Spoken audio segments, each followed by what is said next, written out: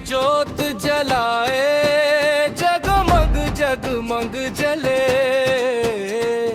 गाँव गाँव जस गूंजे, ढोल नगाड़ा बाजत हावे। मंदिर में लागे है मेला, भक्तन के भीड़ लगे है। सब गावत तोर ही बेला, जवारा लहराए मैया के अंगना।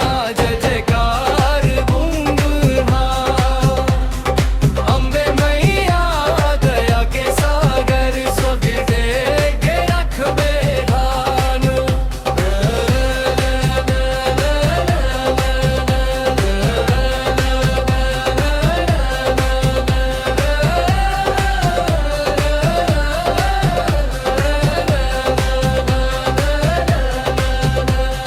माथे मलाल चुनरिया सोहे, हाथ में त्रिशूल सुहाया।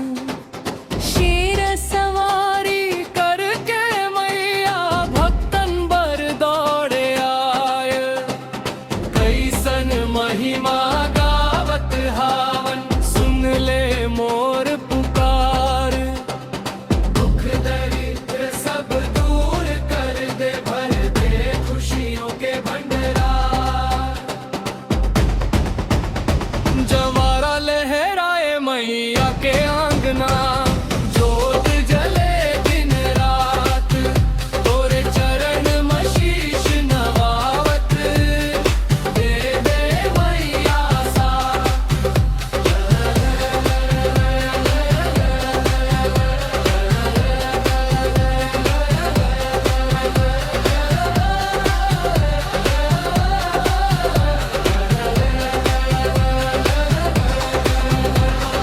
नवरात्रि के पावन बेला, मंदिर में बाजे घंघरू। नाचा गावत सब झूमत हावे, मैया के महिमा भरपूर।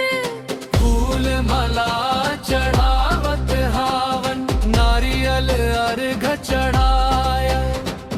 भक्ति के रंग मरंग गे दुनिया, मैया तोर गुण गाया। जवारा लहराए मैया के आंगना, भक्ति बरसे अपार।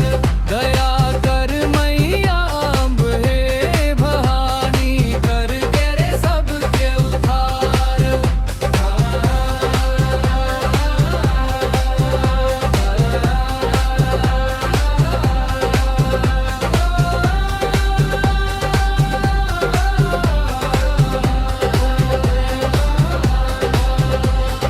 जब जग में संकट आथे, मैया बनथे सहारा। दुखिया के असरा बन के, भर दे जीवन उजियारा।